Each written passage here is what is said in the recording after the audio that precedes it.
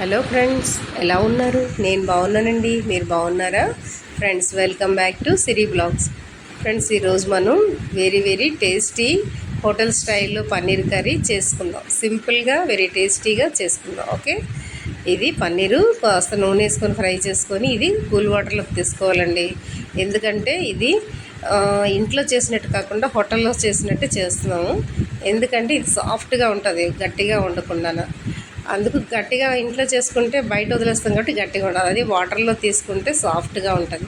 ఇందులోని ఇదే ఆయిల్లో కొద్దిగా కాజు, కరివేపాకు ఫ్రై చేసుకొని ఇందులో వేసే మసాలా టమాటా, ఉల్లిపాయ, గసగసాలు, ఎల్లుల్లిపాయ, జీలకర్ర, అలాగే మన 10-12 కాజు వేసుకొని మిక్సీ పట్టేసుకొని ఆ మసాలా ఇందులో వేసుకొని పచ్చివాసన పోయే వరకు ఫ్రై చేసుకోవాలండి. ఈ పచ్చివాసన పోయిన తర్వాత కొద్దిగా ధనియాల పొడి, జీలకర్ర పొడి, చికెన్ మసాలా, కొద్దిగా మటన్ మసాలా, అలాగే మనం సాల్టు, పసుపు, కారం మనకి టేస్ట్కి తగ్గట్టు మన స్పైసీని పెట్టి మనం ఇందులో యాడ్ చేసుకోవాలి. ఫైనల్గా మనం చేసి ఇందులో కొత్తిమీర వేసుకొని, అలాగే ఇక్కడ మనం నీటిలో వేసుకున్నాం కదా పన్నీరు, ఆ పీసెస్ కూడా ఇందులో వేసుకొని చిన్న గ్లాస్ వాటర్ వేసుకుంటే సరిపోద్దండి.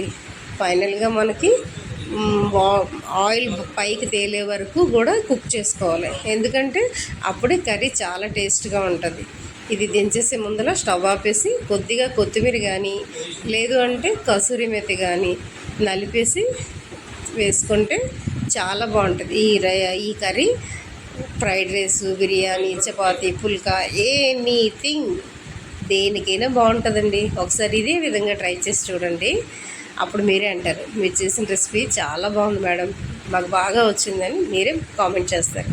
సో ఇంకా లేట్ ఎందుకు, మీరు ఎలా వచ్చిందో మీరు ట్రై చేసి నాకు కామెంట్ చేయండి. ఓకే, ఇలాంటి మంచి రెసిపీస్ మీ దాకా రావాలంటే ఒక్క లైక్ చేసుకోండి. ఓకే, చూసారా కర్రీ ఒక గ్లాస్ వాటర్ వేస్తే ఇలా వచ్చిందండి. ఫైనల్గా మనకి వేడి పన్నీర్ కర్రీ రెడీ అయిపోయింది. ఈ వీడియో మీకు నచ్చితే లైక్ చేయండి, షేర్ చేయండి, సబ్స్క్రైబ్ చేయండి, అలాగే చిన్న బెల్ ఐకాన్ క్లిక్ చేయండి ఫ్రెండ్స్. బాయ్.